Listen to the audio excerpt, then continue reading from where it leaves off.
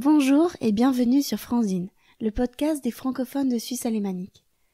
À l'occasion de la Semaine de la langue française, où tous les acteurs de la francophonie répartis sur les différents continents proposent des contenus pour raviver l'intérêt de la langue française, de sa littérature, faire découvrir des nouveaux mots, faire découvrir leurs activités, à l'occasion de cette semaine, je décide aussi de vous présenter une analyse sur un auteur suisse francophone, le très connu Joël Dicker, et son dernier livre.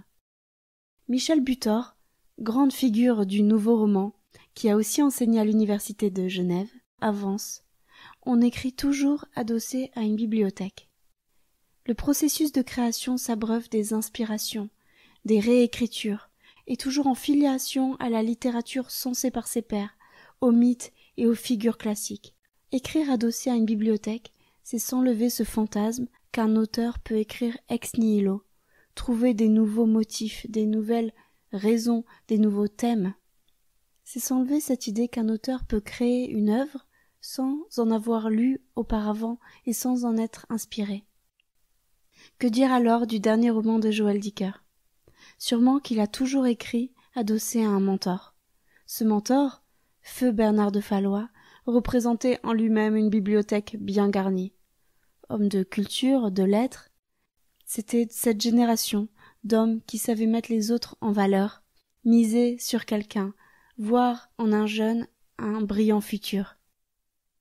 Le titre, L'énigme de la chambre 622, évoque forcément le classique des policiers, Le mystère de la chambre jaune de Gaston Leroux. Ou un autre roman à énigme, genre qui a pris en noblesse grâce à Sir Arthur Conan Doyle avec Sherlock Holmes. C'était tentant, après le succès des derniers opus policiers situés aux États-Unis et généralement salués de tous. Avec ce dernier roman, l'auteur prodige essuie pourtant de fortes critiques. Pour cette semaine de la francophonie, je vous en présente mon analyse en passionné de littérature et désormais tournée vers la valorisation de la francophonie en Suisse. Ce qui m'intéresse au plus haut point, c'est de savoir s'il y a un public particulier francophone, suisse, et s'ils sont des attentes particulières. Joël Dicker est un auteur à la mode, c'est certain. Le jeune Genevois ne fait pourtant pas partie de la vague de livres, pardon pour l'anglicisme, easy reading, feel good, qui se lit facilement, qui te fait sentir bien. Ces romans se construisent sur l'enchevêtrement des intrigues, et non le roman fleuve, avec une histoire qui se déroule tout simplement. Le roman policier oscille par nature sur une structure duelle régressive entre la scène du crime, finalement mineure, et l'histoire de l'enquête, qui permet de reconstituer les motifs et les conditions du crime. Ajoutez à cela l'évocation d'autres personnages, d'autres relations, jetant un trouble sur l'élucidation du crime, qui finalement ne peut se faire qu'une fois qu'on a toutes les données, à la toute fin, et qui met l'auteur et son enquêteur en position de toute puissance, de réussir, l'un avec l'autre, un tour de force, dénouer tous les nœuds qui ont fait l'intrigue, et qui ont donné du souci au lecteur, qui, lui, n'avait pas de prise pour résoudre cela. Dans un roman policier classique, les personnages n'ont qu'un rôle fonctionnel. Adjuvant opposant, suspect informateur, criminel innocent. Mais les aspects sociaux et psychologiques de chacun ne sont pas étudiés. Il ne s'agit pas de romans de la conscience avec des personnages de folle épaisseur humaine et romanesque. Quand je lis cette première critique à l'égard du roman de Joël Dicker, disant « Les personnages et leurs dialogues sont un peu pauvres », je me dis qu'en fait, il est tout à fait dans le style annoncé, dans le style de l'énigme. La seconde critique qui est revenue pour cette énigme-là, c'est « On se perd dans les différents allers-retours de la temporalité. » Oui, roman pas facile à suivre, mais c'est encore une fois symptomatique du style. Il faut savoir que pour un écrivain assez reconnu, de telles critiques peuvent être un tremplin. Le succès de Dicker fascine, et pour la première fois, il présente un roman qui tient aussi sur le personnage de l'écrivain. Il se met en jeu lui-même. On entend sa voix, ses confidences, ses faiblesses même. Il est un écrivain qui boite, qui se raccroche à l'énergie d'une femme rencontrée dans un hôtel et qui lui rappelle son art et sa plume, qui le met au travail. La raison de la faiblesse de Joël Dicker est le prétexte qu'il prend pour écrire ce livre. Il a perdu un ami, un mentor, une figure de l'édition française, celui sur lequel repose tout son succès. Dans ses digressions privées, Joël Dicker rend hommage à Bernard de Fallois, des éditions du même nom. Il devient pour tous les lecteurs post-mortem la figure de l'éditeur de Dicker. Il associe ainsi son nom et sa carrière à jamais à son succès. Maintenant, après avoir lu ce livre, quand vous entendrez Bernard de Fallois, vous entendrez Joël Dicker. L'écrivain fait son travail de deuil par l'écriture, mais il en profite aussi pour mettre fin aux polémiques de littérature marketing, en assumant très bien que son éditeur l'a poussé en haut des ventes pour le faire connaître.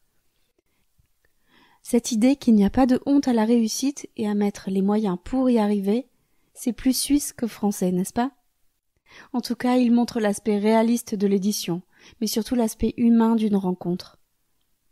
Les écrivains préfèrent en général dire « Je suis connu pour mon simple talent, parce que j'ai été reconnu par tous mes pairs, parce que tous les lecteurs m'ont encensé. » Mais pour une réussite aussi rapide et fulgurante, il faut des adjuvants, il faut justement rencontrer ces éditeurs qui vont nous mettre en haut des piles.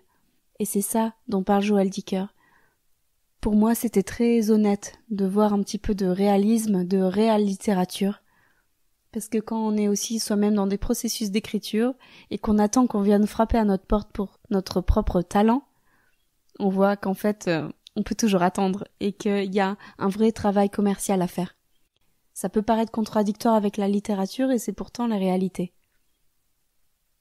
Joël Dicker parle donc de la personnalité et de la carrière de son éditeur. Il s'en absorbe. Ce côté plus autobiographique montre ses fragilités, son quotidien d'écriture aussi, se lever tôt, se mettre à son bureau, avoir une assistante. Ses peines de cœur qu'il n'enjolive pas. La manière dont la littérature le poursuit par son statut et les histoires qui se présentent à lui, par sa formation d'esprit, cette formation que lui a donnée l'écriture. Quand il voit une situation, il imagine toute la trame derrière, les choses qu'on ne voit pas. À une donnée réelle, il tisse le fictionnel. La mention qu'il fait de vrais acteurs du monde littéraire, des secrets du milieu, fait que lorsque le roman retourne vers la fiction, on ne questionne pas autant le fictionnel. En effet, l'histoire qu'il raconte entre banquiers pourrait sembler un petit peu tirée par les cheveux parfois, mais là non, ça s'inscrit dans toute cette volonté. Ces rencontres semblent plus vraies. Il dit avoir rencontré les témoins du meurtre, en citant des lieux concrets, des salons de thé qui existent à Genève. Cela donne toute une crédibilité à l'histoire de l'enquête. L'auteur de best-sellers se fait appeler nonchalamment l'écrivain. Il a décidé de se montrer à jour, de mêler ceci à une enquête sur ses terres donc.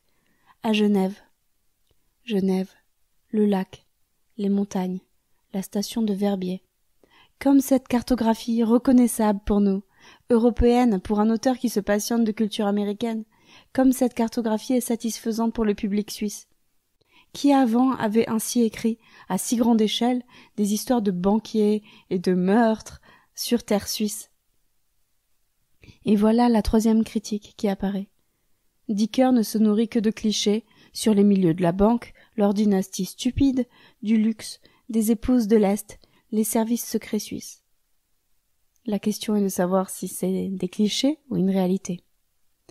Ces ingrédients permettent pourtant de conjuguer les thématiques du pouvoir, les passions, l'argent, les fantasmes populaires, les sentiments, la nostalgie, le crime et le suspens. C'est plutôt une belle promesse.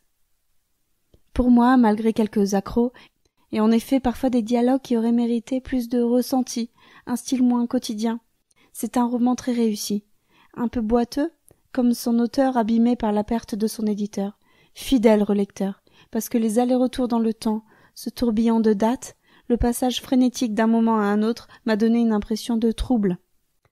Ce trouble lié à la taille du roman, aux personnages perdus aussi, me donne un sentiment d'instabilité générale. Le côté intime s'arrête un peu tôt. Ce monde des banques me paraît aussi instable. Est-ce là une critique cachée? En tout cas, je dirais que c'est révélateur d'une époque d'agitation et de perte des repères. On reconstruit finalement le puzzle, et il est plaisant d'arriver au bout de ce grand format. On s'en sort soulagé. J'aurais aimé que les personnages et leurs dialogues soient encore un petit peu épaissis, que les informations soient moins distillées peut-être et moins anecdotiques au fil des nouvelles découvertes de l'enquête. Mais comme mentionné, cela appartient au style finalement. Le personnage de Lev Lvovitch, nom emprunté à un peintre russe, a cette épaisseur historique. Il est tout à fait remarquable par son côté énigmatique, il laisse une très forte impression.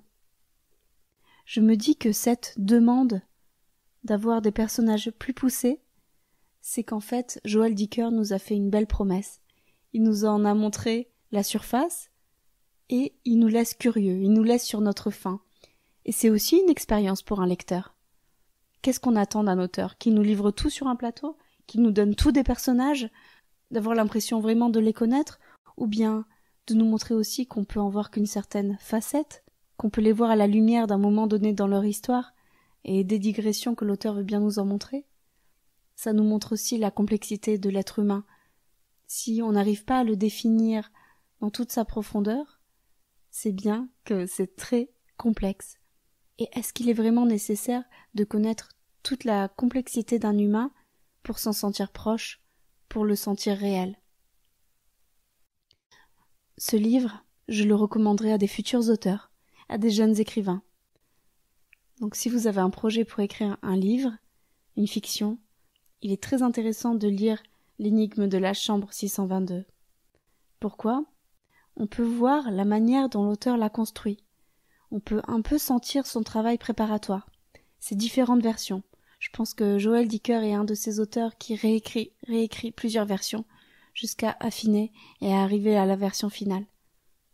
On sent encore la construction romanesque parfois, et pour ceux qui connaissent le poids de ce travail, le texte tissé, on en reste admiratif du puzzle en relief. Joël Dicker se fixe de grands challenges de tissu littéraire à tous les coups. Il en faut du courage. Si ce podcast lui tombe sous l'oreille, je lance l'invitation. Cher Joël Dicker, on aimerait beaucoup vous entendre sur Franzine. Je serais heureuse de lire en commentaire ce que vous en avez aussi pensé, si votre regard suisse change quelque chose à votre manière d'aborder ce récit. Y a-t-il un lectorat particulièrement suisse francophone? Est-ce que pour vous, cette géographie du roman est réaliste? Et forcément, puisque j'évoque cet auteur et cet éditeur, je dois vous raconter ce qui s'est passé sur les réseaux sociaux le 3 mars. Joël Dicker a fait une annonce en story Instagram. Je pense que ça n'est jamais arrivé avant. L'annonce qu'il quittait les éditions de Fallois, qui font partie aussi du groupe Hachette, et que maintenant il monte sa propre structure, dit-il, Interforum. C'est une filiale du groupe Editis. Editis, ça se trouve dans le canton de Fribourg. Il expliquera ça plus tard, dit-il, mais en tout cas, il reprend les droits sur ses romans en fin 2021. Et donc, on achètera, j'imagine, même les romans parus, on devra les acheter dans sa nouvelle maison d'édition.